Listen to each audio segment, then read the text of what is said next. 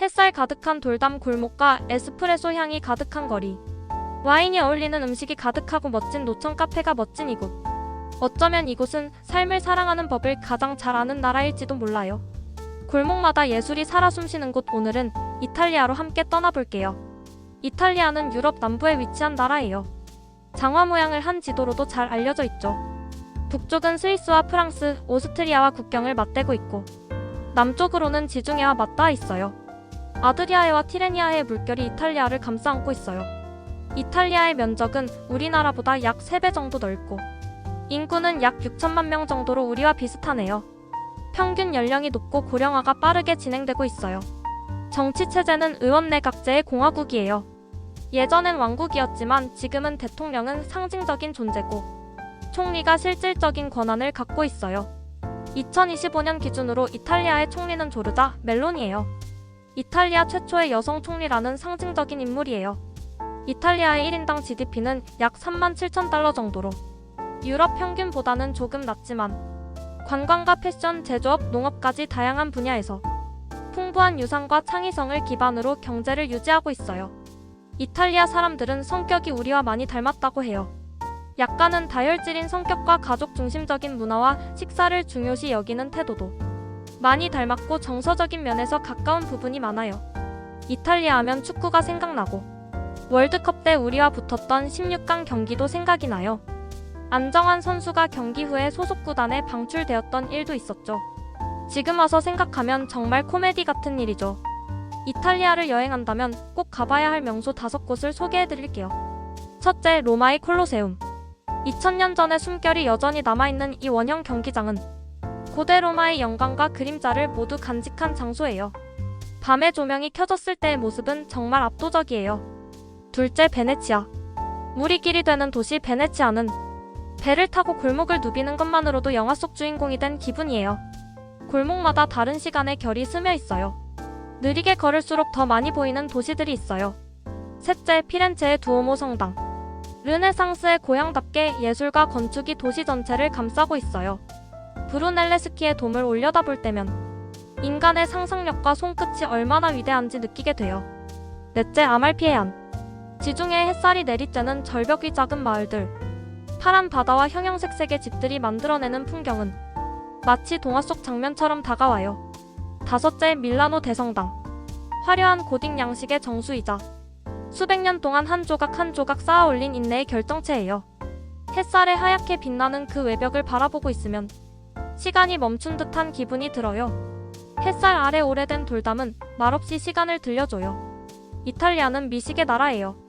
여기서 먹어봐야 할 음식 3가지를 소개할게요. 첫 번째는 정통 마르게리타 피자. 간단하지만 재료 하나하나의 풍미가 살아있어요. 이탈리아의 국기 색깔에서 영감을 받았다고 해요.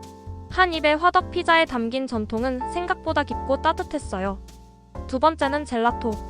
이탈리아식 아이스크림인데 입에 넣자마자 부드럽게 퍼지는 단맛과 밀도가 정말 매력적이에요. 세 번째는 라자냐. 겹겹이 쌓인 파스타와 치즈, 미트 소스의 조화. 이탈리아에서 치즈의 종류는 400가지가 넘어요. 한 입에 담긴 이탈리아의 온기예요. 여기서 즐겨야 할 액티비티로는 와이너리 투어를 가볼게요. 토스카나 지방에서 포도밭 사이를 걷고 직접 와인을 시음해보는 그 여유는 정말 특별해요. 또 하나는 오페라 관람이에요. 베로나나 밀라노에서 클래식 오페라를 듣다 보면 언어는 몰라도 감정은 전해진다는 걸 느끼게 돼요. 이탈리아 성악가를 소개하면 루치아노 파바로티가 먼저 생각나요. 신이 내린 목소리로 3대 테너 중 한 명으로 플라시도 도밍고, 호세 카레라스와 함께 세계 투어를 했었죠. 안드레아 보첼리도 빼놓을 수 없죠. 시력을 잃었지만 전 세계를 울린 목소리. 보이지 않아도 세상을 노래할 수 있다는 걸 그가 보여줬어요. 이탈리아 속담 중 이런 말이 있어요. 라 돌체 비타. 달콤한 인생이라는 뜻이에요. 조금은 느리고 조금은 여유로운 삶. 그 속에 진짜 행복이 숨어 있는 건 아닐까요? 이탈리아에서 찍은 유명한 영화 중에는 로마의 휴일이 있죠. 오드리 헵번이 스쿠터를 타고 시내를 누비던 그 장면은 지금도 전설로 남아있어요. 유명한 배우로는 소피아 로렌, 로베르토 베니니가 있고 음악가로는 엔니오 모리코네가 있어요. 그의 음악은 말을 하지 않아도 마음을 울리죠. 축구는 이탈리아에서 가장 인기 있는 스포츠예요. 그리고 누구나 아는 전설의 선수 파올로 말디니부터 김민재 선수가 전에 나폴리에서 뛰며 팀을 33년 만에 우승시켰죠. 학자로는 갈릴레오 갈릴레이를 빼놓을 수 없죠. 우주를 향한 인간의 시선이 시작된 곳도 바로 이곳이었어요. 그 나라를 진짜로 안다는 건 거리를 걷는 게 아니라 그들의 숨결을 느끼는 일이라는 걸 이탈리아에서 배웠어요. 골목 하나를 돌았을 뿐인데 전혀 다른 시대가 펼쳐졌어요. 이탈리아 사람들이 싫어하는 몇 가지 재미있는 것들이 있어요. 그것으로 이탈리아 사람들을 놀리는 밈들이 유행하기도 했는데요. 피자에 파인애플을 넣어 먹는다거나 피자를 가위로 자르고 케첩을 뿌리는 것을 못 참는다고 해요. 에스프레소를 즐기는데 아이스 아메리카노에 대해 반감이 있어요. 여러분은 어떤 순간에 진짜 행복을 느끼시나요? 이탈리아 사람들은 그 답을 삶의 속도에서 찾는 것 같아요. 삶을 급하게 살지 않아도 괜찮다고 이탈리아가 말해줬어요. 시간에 대한 농담이 있는데 독일인은 5분 전에 도착하고 프랑스인은 정각에 도착하고 이탈리아인은 언제 올지 모른대요. 근데 와서 먼저 왜 기다렸냐고 해요. 실제로 이탈리아 사람들은 굉장히 여유로워요. 시간에 대해서도 관대한 편이죠. 작은 여유는 좋지만 빨리빨리를 선호하는 우리가 과연 참을 수 있을까요? 마음에 와 닿는 건 언제나 작은 것부터예요. 행복은 그런 것 같아요. 롱폼은 나라 속의 세 번째 이야기. 다음 여정에서 또 만나요. 귀한 시간 함께 해주셔서 감사해요.